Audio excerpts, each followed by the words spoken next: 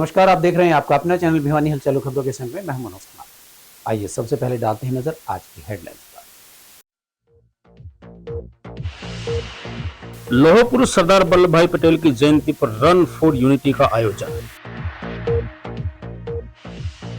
पूर्व मंत्री चौधरी सुरेंद्र सिंह की जयंती पर की गई पुष्पांजलि अर्पित। पूर्व प्रधानमंत्री नेहरू की जयंती पर भाषण प्रतियोगिता का आयोजन। पीआरटी शिक्षकों के प्रमोशन का रास्ता साफ, शिक्षा बोर्ड ने दिया +2 परीक्षा में 50% अंक लेने का विशेष अवसर। अंतर्राष्ट्रीय गीता जयंती के तहत निकाली गई गीता सम्मान शोभा यात्रा। बाल दिवस पर वेस्ट मॉडल स्कूल में बाल मेले का हुआ भव्य आयोजन। और अब खबरें विस्तार से। लौह पुरुष सरदार वल्लभ भाई पटेल की जयंती के उपलक्ष्य में प्रशासन द्वारा रन फॉर यूनिटी का आयोजन किया गया। अनेक विद्यालयों से आए बच्चों एवं सामाजिक संगठनों के सदस्यों ने एकत्रित होकर पंडित नेकीराम शर्मा लाइब्रेरी से रन फॉर यूनिटी यानी एकता पदयात्रा की शुरुआत की। यह यात्रा घंटाघर, हांसी गेट, रेस्ट हाउस, राजकीय महाविद्यालय के सामने से होते हुए राजपुरा खरकड़ी में संपन्न हुई। इस अवसर पर विधायक घनश्याम सराफ एवं कपूर वाल्मीकि ने कहा कि यह केवल एक दौड़ नहीं है बल्कि सामाजिक एकता और भारत की एक रूपता का प्रतीक है। वहीं उन्होंने बिहार में एनडीए की जीत पर सभी कार्यकर्ताओं एवं विजेताओं को शुभकामनाएं दी। लौह पुरुष सरदार वल्लभ भाई पटेल की जयंती पर आयोजित रन फॉर यूनिटी कार्यक्रम में विधायक घनश्याम सराफ ने कहा कि देश की एकता और अखंडता के लिए महान सरदार पटेल 31 अक्टूबर 2015 को प्रधानमंत्री नरेंद्र मोदी ने देश की स्मृति में एकता दौड़ आयोजित करने का निर्णय लिया था। यह एकता दौड़ सिर्फ भारत की एकता का संकल्प नहीं रहा है, अब एकता दौड़ विकसित भारत का संकल्प भी बन गई है। एनडीए की जीत पर बधाई देते हुए विधायक ने कहा कि बिहार में एनडीए की सरकार बनने जा रही है, बिहार विकास की ओर अग्रसर होगा। वहीं बुआनीखेड़ा विधायक कपूर सिंह वाल्मीकि ने कहा कि एकता के मंत्र के साथ ही फिटनेस के मंत्र का भी फायदा मिलेगा।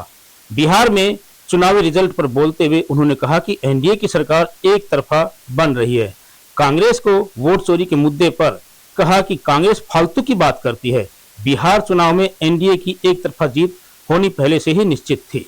ये सरदार वल्लभ भाई पटेल की 150वीं जयंती आदरणीय प्रधानमंत्री नरेंद्र मोदी जी के आदेश से पूरे देश के अंदर मनाई जाने लग रही है और उसका उद्देश्य सिर्फ एक है कि हमारे जो महापुरुष जिन्होंने देश के लिए, देश की जिनकी इतनी अच्छी सोच थी, पूरे देश को एक कर दिया, यूनिट किया।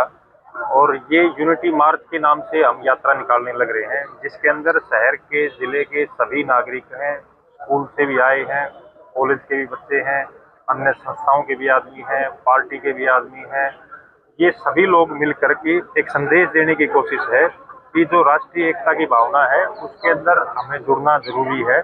और इन माध्यम से सरदार वल्लभ भाई पटेल का जब जिक्र आता है और जब हम उनको याद करते हैं तो वो भावनाएं पैदा होती हैं कि उन्होंने किस प्रकार से रियासतों के को एक करके उस भारत देश का निर्माण करने में अपना सहयोग दिया। और ये भावना आज के समय भी हमें जरूरत है। जो हमारा देश एक है और उसके अंदर भी कई छोटी छोटी नई जो बाहर की ताकतें हैं वो तोड़ने की कोशिश करती हैं, तो उन ताकतों को उनको डिमोरलाइज करने के लिए हमारी एकता का परिचय देना जरूरी है। हमारी संस्कृति को भूलना नहीं है, हमारी संस्कृति को साथ लेके हमें आगे बढ़ना है, जब हमारा देश दुनिया में एक नंबर पर आएगा। अध्यक्ष जी, जिस प्रकार से आतंकी हमले अभी हुए हैं और एक बड़ी प्लानिंग थी और जो दुर्घटना थी, नागरिकों को किस प्रकार से आतंक, देखो देश के लिए जो आंतरिक सुरक्षा है हमारी, उसके लिए कहीं ना कहीं इस प्रकार की घटनाएं चैलेंज हमेशा करती हैं। और ये जो विघटनकारी ताकतें हैं ये हमें डिमोरलाइज करने की, हमारे अंदर आतंक फैलाने की कोशिश करती हैं। लेकिन हमारा देश नरेंद्र मोदी जी के काल में एक सशक्त देश बन के और राष्ट्रीय एकता की भावना को लेकर के हर नागरिक जागरूक है। और इस जागरूकता के अंदर मोदी जी और जैसे अमित शाह जी ने का भी बयान आया है कल परसों कि इन लोगों को जिन्होंने ये साजिश की है बख्शा नहीं जाएगा। पहले भी इस प्रकार की कोशिश हुई तो उनका मुंह तोड़ जवाब दिया है। एकता यात्रा के रूप में सरदार वल्लभ भाई पटेल जी की जयंती जो की गई है उसके उपलक्ष्य में आज ये एकता यात्रा और दौड़ निकाली जा रही है, जिसमें समाज के विभिन्न वर्गों से यहाँ पे बच्चे भी आए हैं और स्कूलों से भी आए हैं, पुलिसों से भी आए हैं और सभी कार्यकर्ता जो हमारे साथी हैं वे सारे उपस्थित हैं। उनके अलावा देश प्रदेश के लोग इस बात के लिए भी उत्साहित है कि हम सब मिलके एक लड़ाई लड़ेंगे जिससे समाज का भला होगा। यही बात सरदार वल्लभ भाई पटेल जी ने हमें सिखाई। कहाँ से कहाँ तक यात्रा निकाली जाएगी? ये यहाँ से घंटाघर होते हुए हांसी गेट के बाद फ्रेंड्स कॉलोनी और उसमें से निकल के सरकड़ी गांव में ये यात्रा समाप्त होगी। विधायक जी, बिहार के चुनाव का परिणाम आ रहा है, क्या और हमारी सरकार पूरी तरह से 190 सीटों पे आके है, ये सीटें और भी बढ़ जाएंगी और हम 200 के पार होंगे। ऐसा नहीं लगता कि बिहार में भी चुनाव के बाद वोट चोरी के आरोप कहीं ना कहीं तो देखो जिसकी जो आदत है ना वो तो ऐसे ही बात करते हैं। तो मैं ये मानता हूँ कि सब लोग इकट्ठे होके जब चुनाव लड़ते हैं, अब की बार महिलाओं का वोट प्रतिशत बिहार में ज्यादा रहा है।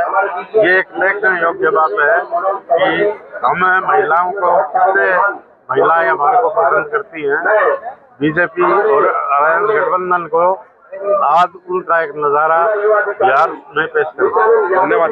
देश की एकता और अखंडता की बात की जाए सरदार वल्लभ भाई पटेल ने इस प्रकार की 562 के आस्था को जोड़ने वाले सरदार वल्लभ भाई पटेल, जिन्होंने बहुत ज्यादा काम किया है देश के लिए। और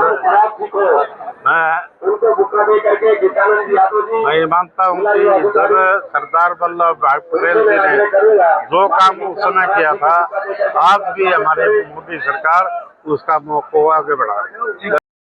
पटेल की नियति से आज देश चलने लगा है। सबको पता है कि बाहरी ताकतों ने एक बार सोचा था हिंदुस्तान को दोबारा गुलाम करेगा, अलग अलग प्रदेश बनने लग रहे थे। केवल उनकी सोच थी कि देश की ताकत एक साथ रहने में। आज उसी मार्गदर्शन पर हम आज यूनिटी की वॉक शुरू कर रहे हैं, तो निकीराम पार्क से शुरू होकर हांसी गेट होते होते राजपुरा खड़खड़ी तक जाएंगे, जो एक संदेश देगी प्रत्येक आदमियों को कि बड़ी मुश्किल से हमने देश के अंदर आजादी पाई थी। और आज देश के अंदर दुनिया देखती है कि भारत इकलौता एक ऐसा देश है जो आने वाले भविष्य के अंदर अमेरिका जैसे देशों को भी पीछे प्राप्त कर सकता है। और आज हम सभी ये चाहेंगे कि हर व्यक्ति देश की निर्माण युवाओं के साथ साथ बच्चों के हाथ में होते हैं, वही पढ़ लिख के देश को विकसित बनाते हैं। बिहार की वल्लभ भाई पटेल जी की आज 150वीं जयंती के उपलक्ष्य में आप सबको बधाई देता हूँ। जो पूरे देश में खुशी का माहौल है। सरदार वल्लभ भाई पटेल एक आम इंसान नहीं थे, बहुत ही सहनशीलता उनके अंदर भरी हुई थी। कूट कूट कर भारत की एकता और अखंडता के लिए उन्होंने संघर्ष किया। भारत की एकता के लिए जो भारत पे कई बारी मुसीबतों का पहाड़ टूटा, उसमें उनकी अहम भूमिका थी। एक वो सरदार वल्लभ भाई पटेल एक आम इंसान की तरह पढ़े लिखे इंसान थे, जो शिक्षा का भाव भी पूरे देश में उन्होंने दिया। एक वो वकील भी थे जिन्होंने एक न्याय के प्रति एक नई मुहिम जगाने का काम किया, लोगों को समझाने का भी आप न्याय के लिए क्या संघर्ष कर सकते हैं। तो सरदार वल्लभ भाई पटेल जी की आज जयंती है, पूरे देश में बड़ी धूमधाम से मनाई जा रही है। इसके लिए मैं सभी को, पूरे देशवासियों को, हरियाणा प्रदेश वासियों को शुभकामनाएं देता हूँ। दिल्ली में जिस प्रकार से ब्लास्ट हुआ, तो उसके बाद देश के लोगों में एक देखिए, जब से भारतीय जनता पार्टी की पूरे हिंदुस्तान में सरकार बनी है, तब से माहौल शांति का माहौल बना हुआ है। ये लोग हमारे देश को शांति में भंग करना चाहते हैं, शांति फैलाना चाहते हैं। और आदरणीय नरेंद्र मोदी जी का शासन जब से देश के प्रधानमंत्री, यशस्वी प्रधानमंत्री बने हैं, दुश्मनों को रात को भी नींद नहीं आती। और ये जो हादसा हुआ है, इसमें पूरा सरकार ने पूरे आदेश दिया, जो भी इसमें सम्मिलित है, जो भी कोई इसमें किसका हाथ है, कितना ही बड़ा क्यों न हो, उसको बख्शा नहीं जाएगा। तुरंत प्रभाव से आदरणीय नरेंद्र मोदी जी ने, अमित शाह जी ने, इन्होंने आदरणीय राजनाथ जी ने मीटिंग लेकर के सख्त से सख्त आदेश दिए हैं। क्योंकि भारत देश हमारा एक बहुत ही विकसित देश है, हमारा एक शांतिपूर्वक देश है, जहां विदेशों में भी चर्चा होती है। और इसको एक बांटने का काम करने की जो साजिश थी लोगों की, वो नाकामयाब है। कोई भी भारी दिक्कत है जो जैसे ब्लास्ट की बताई है, ये किसी ने भी किया, उसको बख्शा नहीं जाएगा। बिहार चुनाव में एनडीए आगे जीत को बढ़ रही है, क्या कहेंगे? देखिए, विकास की राह है। नरेंद्र मोदी जी ने एक नारा लगा रखा शुरू से ही, भारत को विकसित बनाना। विकसित तभी बनेगा जब आम आदमी नीचे से उठकर के ऊपर आएगा। ऊपर से नहीं होगा, नीचे से अगर धरातल से उठ के आदमी आएगा, विकसित होगा, उसको सही चीजों का पता चलेगा, उनको सुविधाएं मिलेंगी, तो भारत विकसित होगा।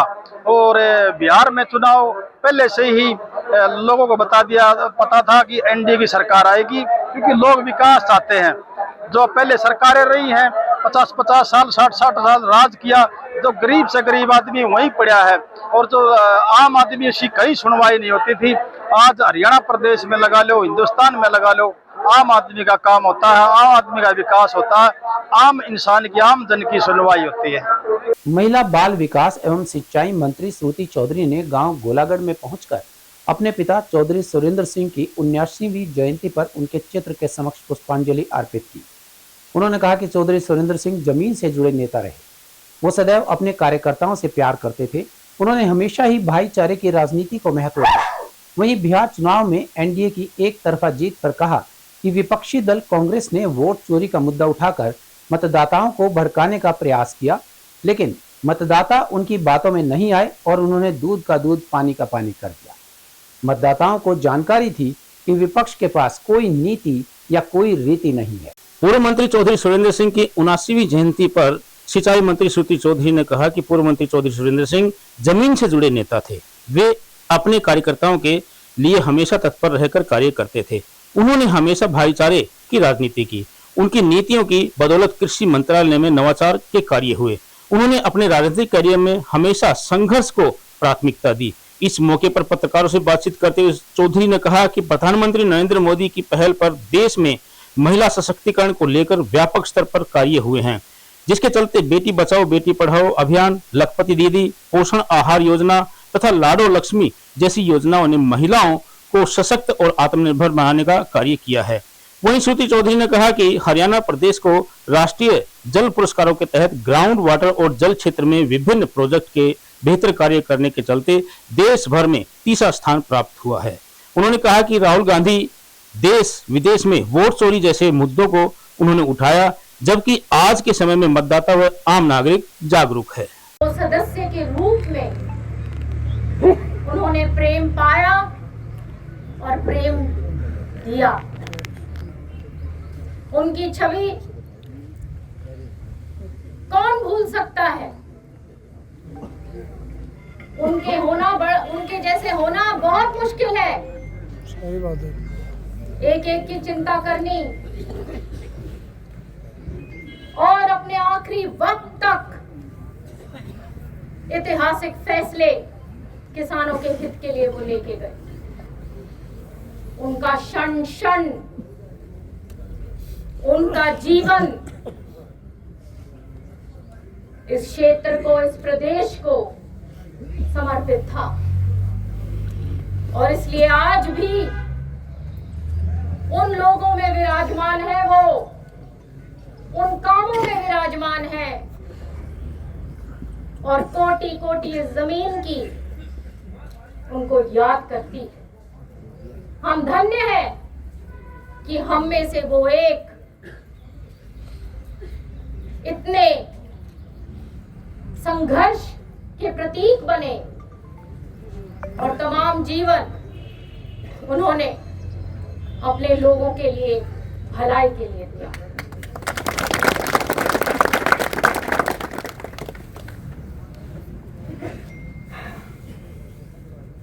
आज अगर वो होते तो उनको बहुत उनको बहुत गर्व होता कि उनके बाद उनकी विचारधारा, उनका काम श्रीमती किरण चौधरी ने बहुत संघर्ष कर उस धारा को, उस संघर्ष को, उस विकास और प्रगति को, भाईचारा को किस प्रकार से आगे बढ़ाया। और आपने मुझे उसी जगह पे खड़े होने का स्थान दिया है। हमेशा याद रखिएगा कि मेरा जीवन का लक्ष्य ही ये है कि आप लोग खुश रहें, खूब खुशहाली हो, क्षेत्र में, प्रदेश में भाईचारा कायम रहे, 36 बिरादरी इकट्ठे मिलके चले और एक बहुत सशक्त समाज का हम निर्माण कर सकें। तो इसी के साथ साथ मान सम्मान के लिए मैं आप सबका बहुत धन्यवाद। देखिए, चौधरी सुरेंद्र सिंह जी जमीन के नेता थे और उन्होंने एक पार्टी खड़ी करी थी बहुत मेहनत के साथ। एक एक क्षेत्र में एक एक कार्यकर्ता को उन्होंने अपने आप पे रोया था, घंटों तक सफर में रहते थे और एक एक को नाम से जानते थे। एक एक मुझे बताया करते थे कि हर गांव में, पूरे हरियाणा में कम से कम वो 10 लोगों को बाय नेम जानते थे। तो बहुत मेहनत, उनकी कड़ी तपस्या थी और जमीन से जुड़कर उन्होंने हमेशा लोगों की भलाई की राजनीति करी, भाईचारे की राजनीति करी और उसमें उतार चढ़ाव उन्होंने देखे। उससे और भी वो मंच के ऊपर निकले और उनका नेतृत्व और भी स्ट्रॉन्ग हुआ। ये जो वो दौर था, उसमें हम उस दौर को हमेशा याद रखते हैं क्योंकि राजनीति का आप मुद्दों की लड़ाई लड़ो, लोगों की लड़ाई लड़ो। अभी भी आज आप हाल में देख रहे हैं कि बिहार में एक तरफा चुनाव एनडीए ने जीता है और उससे पहले आप देखिए कि किस प्रकार से कांग्रेस पार्टी बातें कर रही थी कि वोट चोरी हो गई, मुद्दे से बिल्कुल ही दूर।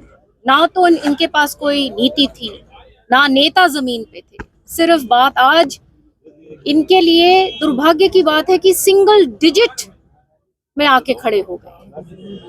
तो ये मैस लीडर्स जो हैं, जो आज के दिन आप देखेंगे कि किस प्रकार से प्रधानमंत्री जी के लिए एक कितना लगाव है लोगों, स्टेट आफ्टर स्टेट, चाहे लोकल लीडरशिप हो, चाहे नीतीश जी की पॉपुलैरिटी हो, और ये अलग अलग योजनाएं जब आप देखिए कि महिला मतदाता कितना इम्पोर्टेंट मतदाता है।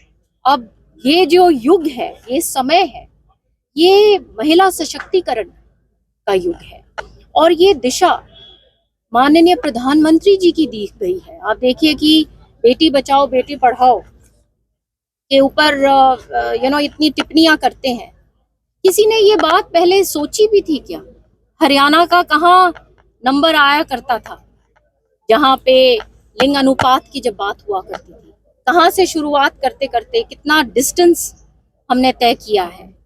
और जो लखपति दीदी जैसी योजनाएं, फिर आपकी पोषण अभियान और अब लाडो लक्ष्मी, तो ये बहुत इम्पोर्टेंट जिसको सशक्त करने के लिए जो हमारा महिला वर्ग है, और ये नेतृत्व एक बहुत स्ट्रॉन्ग नेतृत्व ही कर सकता है। लेकिन बहन जी, जो विपक्ष है, खासकर राहुल गांधी है या नीतीश है, वो तो कहते थे कि अगर वोट चोरी नहीं होगी तो निश्चित तौर पर महागठबंधन की सरकार बनेगी। पहले ही आरोप लगा दिए उन्होंने।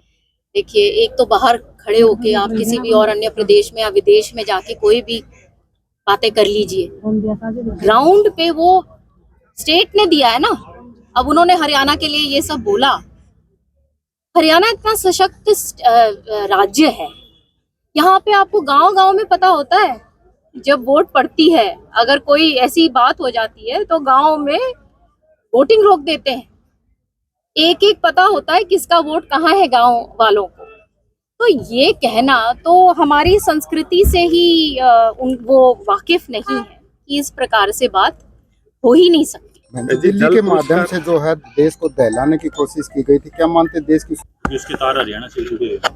देखिए, माननीय प्रधानमंत्री जी ने, ये वो प्रधानमंत्री हैं जिसने ऑपरेशन सिंदूर किया है और आप इस चीज से बिल्कुल ही ये तय है कि जो परपेट्रेटर्स हैं इस क्राइम के, उनको कड़ी सी कड़ी सजा मिलेगी। जल पुरस्कारों को लेकर क्या कहेंगी? हरियाणा को मिले हैं, क्या कैसे कार्य हुए हैं जो अभी राष्ट्रीय स्तर पर? ये बहुत बड़ा एक हमारे प्रदेश के लिए बहुत बड़ी बात है।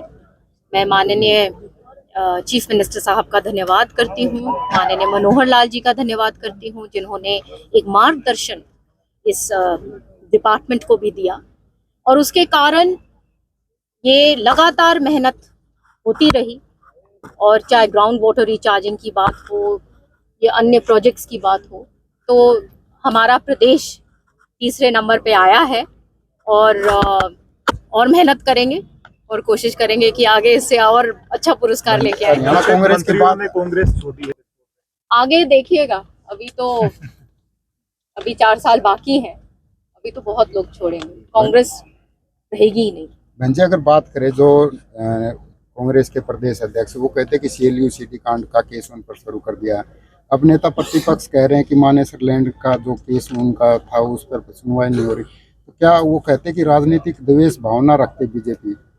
और क्या कह सकते हैं, उनके पास तो कुछ है नहीं, लगातार चुनाव हार रहे हैं, लगातार सेंटर उन्हीं को बागडोर दे रहा है, पता नहीं क्या विवशता है उनकी, वो ही जवाब दे सकते हैं। सब जानते हैं कि किस तरीके से उनके ऊपर जो भी एलिगेशंस हैं, सब पता है कि उनके कार्यकाल में किस प्रकार से काम होगा। जिला कांग्रेस कमेटी भिवानी द्वारा पूर्व प्रधानमंत्री स्वर्गीय पंडित जवाहरलाल नेहरू की जयंती मनाई गई। इस अवसर पर विशेष कार्यक्रम का आयोजन सरस्वती शिक्षा सदन में किया गया। कांग्रेस के जिला शहरी प्रधान प्रदीप गुलिया जोगी ने कहा कि देश के प्रथम प्रधानमंत्री पंडित जवाहरलाल नेहरू ने राष्ट्र हित में अनेक महत्वपूर्ण कार्य किए। आधुनिक भारत की नींव रखने में उनके अतुलनीय योगदान में कोई कमी नहीं थी। उन्होंने जवाहरलाल नेहरू के सिद्धांतों को वर्तमान समय के लिए अत्यंत प्रासंगिक बताया। पूर्व प्रधानमंत्री स्वर्गीय पंडित जवाहरलाल नेहरू की जयंती कार्यक्रम में विद्यार्थियों के लिए भाषण प्रतियोगिता का आयोजन किया गया। इस प्रतियोगिता में बड़ी संख्या में छात्रों ने भाग लिया। अपने विचार व्यक्त करते हुए कांग्रेस शहरी जिला अध्यक्ष प्रदीप गुलिया जोगी ने प्रतियोगिता के विजेता प्रतिभागियों को सम्मानित कर उनका उत्साह बढ़ाया।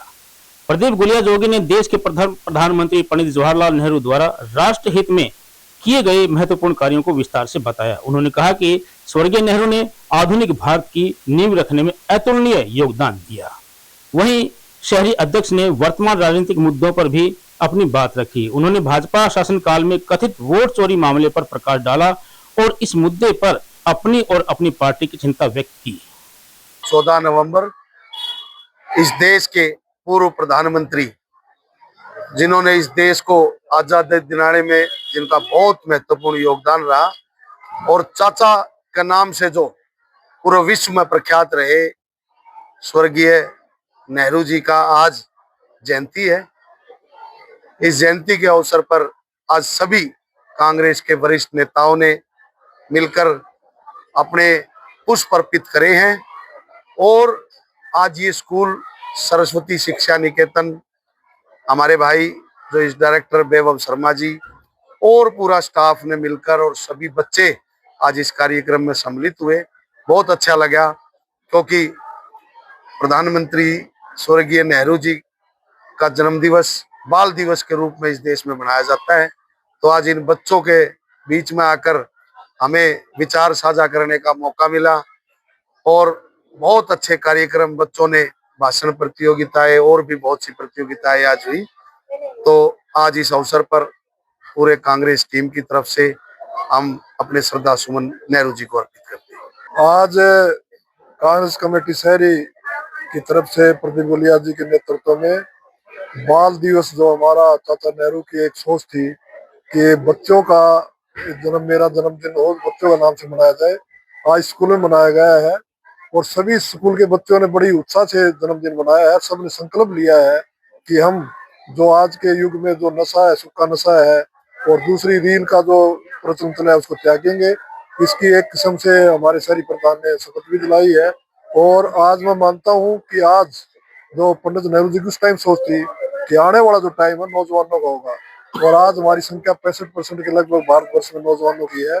आज नौजवानों को उनके संकल्प पे याद करते हुए सही रास्ते पर चलना चाहिए और देश का विकास कैसे करना है, देश के अंदर विकसित भारत कैसे बने, इसके प्रति स्वास्थ्य का और शिक्षा के ऊपर विशेष तौर पर ध्यान देना चाहिए। आज हम सभी ने इसी ऊपर जोर दिया है।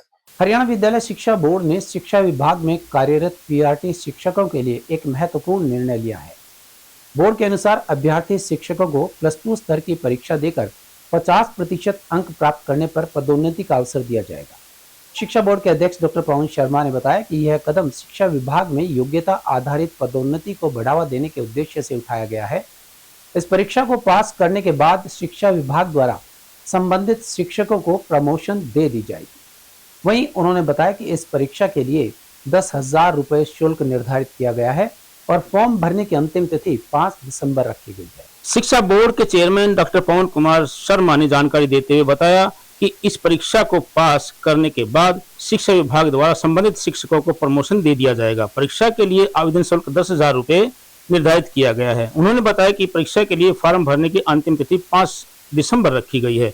इच्छुक शिक्षक निर्धारित तिथि से पहले आवेदन कर प्रमोशन पाने का यह सुनहरा अवसर प्राप्त कर सकते हैं। इस पहल से शिक्षा विभाग में कार्यरत सभी पीआरटी शिक्षकों को अपने करियर को आगे बढ़ाने का मौका मिलेगा। वहीं उन्होंने कहा कि यह अवसर 1990 से 2024 तक 10+2 की परीक्षा पास कर चुके ऐसे शिक्षकों को दिया गया है जिनके 10+2 में 50% से कम अंक हैं। 2 विषयों में अंक सुधार करते हुए शिक्षक अब एसीपी का और प्रमोशन का लाभ ले सकेंगे। वहीं उन्होंने ज्यादा आवेदन शुल्क पर कहा कि बोर्ड के द्वारा 1990 से 2024 तक के रिजल्ट को लेकर अनेक कार्य करने होंगे जिसके लिए खर्चा भी बढ़ेगा। जैसा कि आप सभी को मालूम है कि हरियाणा विद्यालय शिक्षा बोर्ड अपने ऐसे सभी पुराने जो अभ्यर्थी परीक्षार्थी रहे हैं जिनका सीनियर सेकेंडरी कक्षा में 50% नंबर नहीं बने हैं, उनको 1990 से लेकर सन 2024 तक जितने भी इस प्रकार के परीक्षार्थी हैं सभी को एक मर्सी चांस देने जा रहा है। और इस मर्सी चांस का उद्देश्य खास तौर पर यह है कि जो अध्यापक साथी प्राइमरी टीचर के तौर पर विभाग में कार्यरत हैं उनके प्रतिवेदन बार बार माननीय मुख्यमंत्री और माननीय शिक्षा मंत्री महोदय के पास आ रहे थे, जिसकी वजह से माननीय मुख्यमंत्री जी और शिक्षा मंत्री महोदय ने ये दिशा निर्देश दिए थे कि इनका समाधान किया जाए और इनको एक मर्सी चांस दिया जाए। तो उसी आधार पर हरियाणा विद्यालय शिक्षा बोर्ड ने सभी साथियों को एक मर्सी चांस देने का निर्णय लिया है। और मर्सी चांस के तहत यदि आप किन्हीं 2 विषयों में अपना अंक सुधार करना चाहें तो आप फॉर्म भर सकते हैं। फॉर्म भरने की जो लास्ट डेट है वह 5 दिसंबर है। और इसके साथ साथ जहां तक परीक्षा का सवाल है, लगभग जनवरी के दूसरे सप्ताह के बाद यह परीक्षा 2 दिन आयोजित की जाएगी, क्योंकि आप और हम सभी जानते हैं कि भाई 2 दिन के यदि 2 सब्जेक्ट में यदि आप विषय सुधार अंक सुधार कर रहे हैं तो 2 दिन के ही इसमें सब्जेक्ट का जो एग्जाम लिया जाएगा। सर इसके द्वारा क्या क्या फीस रखी गई है? जो अंक सुधार में खास तौर पर मर्सी चांस का विषय होता है, इसके अंतर्गत फीस 10,000 रुपये जैसे बीएड के परीक्षार्थियों के लिए रखी जाती है। पहले भी इसी प्रकार का चांस हरियाणा विद्यालय शिक्षा बोर्ड दे चुका है और इसमें 10,000 रुपये ही परीक्षा शुल्क रखा गया है। इसका परीक्षा शुल्क 10,000 रखने का कारण खास तौर पर यह है कि इन ऐसे परीक्षार्थियों के लिए हमें अलग से फॉर्म डेवलप करना होता है, अलग से इनका परीक्षा परिणाम के लिए भी नया फॉर्मेट बनाना होता है, क्योंकि इसमें इंटरनल असेसमेंट वगैरह कोई प्रावधान नहीं होता है। लेकिन मैं ये बात जरूर ऐड करना चाहूँगा कि जो सिलेबस होगा वह आज का जो निर्धारित सिलेबस है हरियाणा विद्यालय शिक्षा बोर्ड के द्वारा, इनके अपने जो पर्टिकुलर विषय हैं वही सिलेबस इसमें परीक्षा पत्र में लागू होगा। तो आप सभी इसके लिए तैयारी करें और आप सभी को बहुत बहुत शुभकामनाएं और आपकी सफलता के लिए प्रार्थना है परमपिता परमात्मा से कि आप सभी सफल हों। जहाँ तक परीक्षा केंद्र का सवाल है, यदि परीक्षार्थियों की संख्या ज़्यादा हो जाती है तो उसके अनुसार ही परीक्षा केंद्र निर्धारित किए जाएंगे। शुरुआत हरियाणा विद्यालय शिक्षा बोर्ड के जैसे जिला भिवानी में स्थित होने की वजह से भिवानी से शुरू होगी। यदि इतने ही परीक्षार्थी हमारे पास होते हैं कि अकेले भिवानी में परीक्षा करवाई जा सके तो यहाँ होगी। यदि परीक्षार्थियों की संख्या ज़्यादा है तो उसी अनुसार कमीशनरेट यानी मतलब जैसे अपनी 5 कमीशनरी जैसे हैं कमीशनरी लेवल पर हो सकती है, और भी ज़्यादा संख्या यदि होती है तो जिला हेडक्वार्टर पर सभी की परीक्षाएं होंगी। 1 दिसंबर को मनाए जाने वाले अंतर्राष्ट्रीय गीता जयंती महोत्सव की तैयारियों के चलते बाल योगी महंत चरणदास महाराज के नेतृत्व में पवित्र ग्रंथ गीता को सिरोधार्य कर शहर के मुख्य मार्गों से शोभा यात्रा निकाली गई। बाल योगी महंत चरणदास महाराज ने कहा कि गीता केवल एक ग्रंथ नहीं बल्कि यह जीवन जीने की कला है, युवा पीढ़ी और समाज को अपनी जड़ों से जोड़ती है। उन्होंने कहा कि गीता प्रत्येक व्यक्ति के लिए तनाव मुक्त जीवन और सच्चे धर्म का मार्ग प्रशस्त करती है। छोटी काशी में गीता मनीषी ज्ञानानंद महाराज के निर्देशन में गीता सम्मान शोभा यात्रा निकाली गई, जिसका नेतृत्व बाल योगी महंत चरणदास महाराज ने किया। गीता सम्मान शोभा यात्रा का शुभारंभ स्थानीय हनुमान जोड़ी धाम से हुआ। इस मौके पर चरणदास महाराज ने कहा कि हमारी संस्कृति और हमारी विरासत श्रीमद् भागवत गीता को सम्मान देने वाला यह अंतर्राष्ट्रीय पर्व शुरू हुआ है। उन्होंने कहा कि गीता जी केवल एक ग्रंथ नहीं है बल्कि यह जीवन जीने की एक कला है। यह कर्म योग का शाश्वत संदेश है। आज भिवानी में जो दिव्य भाव देखने को मिला है वह यह दर्शाता है कि हरियाणा की युवा पीढ़ी और समाज अपनी जड़ों से जुड़ा हुआ है। महाराज ने कहा कि हम सभी को गीता जी के उपदेशों को केवल सुनना नहीं बल्कि उन्हें अपने आचरण में उतारना चाहिए। जयंती महोत्सव को विशेष रूप में मैंने स्वामी ज्ञानानंद महाराज जी की प्रेरणा और उनके प्रयास से जो हरियाणा में लगातार 10-11 वर्षों से गीता जी को बढ़ावा मिला है, गीता जी को सब लोग मानने लगे हैं, गीता जी को पूजने लगे हैं, गीता जी को पढ़ने में लगे हैं, गीता जी के कार्यक्रम हो रहे हैं, तो स्वामी जी की बड़ी महती कृपा है पूरे प्रदेश और देश पर, क्योंकि उनका जो प्रचार प्रसार है उसको कहीं न कहीं और आगे बढ़ोतरी मिलेगी और आगे बढ़ेंगे। तो इसी के निमित्त हमारा जो भिवानी कृपा परिवार है, कृष्ण कृपा परिवार और जियो गीता परिवार और हम अपने हनुमान जोड़ी मंदिर परिवार की तरफ से ये कार्यक्रम लगातार हम कई सालों से चला रहे हैं और इसी प्रकार से महाराज जी की प्रेरणा हमें और आगे बढ़ाती रहे और हम लगातार ऐसे कार्यक्रमों को आयोजनों को जो हमारे कहीं न कहीं हमें प्रेरित करते हैं, कि हमारी पीढ़ी को आगे बढ़ाते हैं, पीढ़ी को कहीं न कहीं मजबूत करते हैं, परंपराओं को जो है संजोते हैं। तो ऐसे कार्यक्रमों का होना और उनके साथ में हम सबका लगना बहुत जरूरी है। तो गीता जयंती महोत्सव जो अभी रहेगा उसके उपलक्ष्य में जो 21 दिवसीय कार्यक्रम हम सब ने मिलकर के शुरू किया है, उसका यह चौथा दिन है।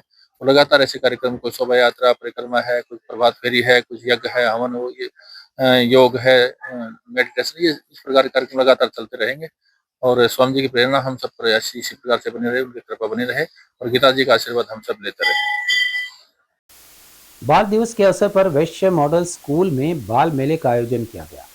विधायक तथा विद्यालय प्रबंधकारिणी समिति के अध्यक्ष घनश्याम दास सराफ, वैश्य महाविद्यालय ट्रस्ट के अध्यक्ष शिवरतन गुप्ता ने कहा कि ऐसी गतिविधियां बच्चों को अपनी प्रतिभा को प्रदर्शित करने का अवसर प्रदान करती हैं, जो उनके आत्मविश्वास में वृद्धि कर उन्हें रचनात्मक और सामाजिक कौशल सिखाती हैं, जिससे उनका शारीरिक, मानसिक और सामाजिक विकास होता है। विद्यार्थियों द्वारा प्रस्तुत सांस्कृतिक कार्यक्रमों के अलावा गीत, गायन, खेल एवं रंगोली दर्शकों के लिए विशेष आकर्षण का केंद्र रहे। इस अवसर पर विधायक घनश्याम सराफ ने विद्यालय में पढ़ने वाले विद्यार्थियों की कला की भूरी भूरी प्रशंसा करते हुए इसका सारा श्रेय प्रधानाचार्य के उच्च स्तर के मार्गदर्शन के तहत अध्यापक वृंद की कड़ी मेहनत को दिया और प्रबंध समिति के महासचिव ब्रजलाल सराफ ने भी विद्यार्थियों द्वारा रखे गए विद्यार्थियों की तारीफ की। उन्होंने विद्यालय प्राचार्य कमला गुरेजा ने कहा कि इस तरह के आयोजन विद्यार्थियों के चौमुखी विकास में सहायक होते हैं। बाल महोत्सव मेले में हरियाणवी, पंजाबी, गुजराती, राजस्थानी, बॉलीवुड आदि नृत्यों की मनभावक प्रस्तुतियां दी गई। वहीं इस अवसर पर गीत, गायन, भजन, कविता, फैंसी ड्रेस, नुक्कड़ नाटक की शानदार प्रस्तुति ने भी सभी को भाव विभोर कर दिया। ये हमारा वैश्य मॉडल सीनियर सेकेंडरी स्कूल, इसमें बच्चों के माध्यम से आज बाल दिवस के रूप में मनाया जा रहा है। और इसमें मैं एक बात कहना चाहता हूँ कि एकता को पढ़ दिया सरदार वल्लभ भाई पटेल जी ने दिया। उन्होंने 565 में से 562 रियासतें इकट्ठे कराया हम सरदार वल्लभ, और बाल दिवस के रूप में जैसे इसे 14 नंबर को मनाया। मैं सबसे एक आग्रह करता हूँ कि आप सब लोग इकट्ठे रहें, बच्चों के ये हम आतुर रहना चाहिए। बच्चे जहाँ भी कोई बात कहे तो उसकी बात को ध्यान में रखें। इस तरह से कार्यक्रम से कहीं बच्चों को आगे बढ़ने की प्रेरणा मिलती, कंपटीशन की भावना भी। आज जैसे सरकारी कार्यक्रम तो था रन फॉर यूनिटी, एकता के लिए दौड़, और अभी ये कार्यक्रम बाल उत्सव के रूप में मनाया जा रहा है। तो हम ये मानते हैं कि प्रत्येक भाई बहन को ये अधिकार है कि वो अपनी बात कहे और उससे आगे बढ़ के हम समाज को एक दिशा में लेकर काम करेंगे। निश्चित रूप से हमारा समाज सबसे आगे रहेगा। ठीक है। आज परम प्रसन्नता का विषय है कि हमारे वेस्ट महाविद्यालय ट्रस्ट द्वारा संचालित West Model Senior Secondary School में बाल दिवस का कार्यक्रम आयोजित किया जा रहा है। सर्वप्रथम मैं सभी को बाल दिवस की हार्दिक शुभकामनाएं देता हूँ। बाल दिवस से मेरी मान्यता ऐसी है कि एक ऐसी ऊर्जा प्राप्त होती है कि हम जो अगर शुरू की बात देखें ना, तो जब बच्चा होता है उसमें किसी प्रकार का राग द्वेष कुछ नहीं होता और उसकी जो ऊर्जा है असीम ऊर्जा होती है। और हम जब इस तरह के कार्यक्रम में आते हैं तो एक तरह से उसी वातावरण में पहुंच जाते हैं, उसी ऊर्जा को हम प्राप्त करते हैं।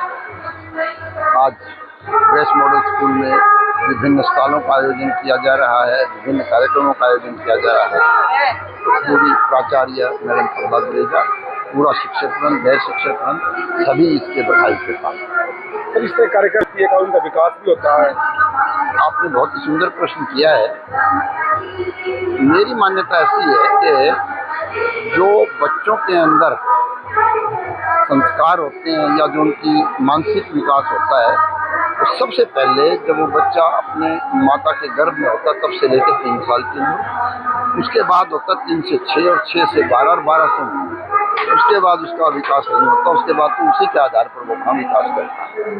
और जो ये आज बच्चों को स्वावलंबन की एक भावना पैदा करने के लिए जो स्टॉल्स वगैरह होती है, इससे इनमें एक एंटरप्रेन्योरशिप की भावना होती है। तो मैं तो ये चाहता हूँ कि हमारे जितने भी ट्रस्ट द्वारा संचालित शिक्षण संस्थान हैं, उनमें बच्चे नौकरी देने वाले बने, मांगने वाले ना।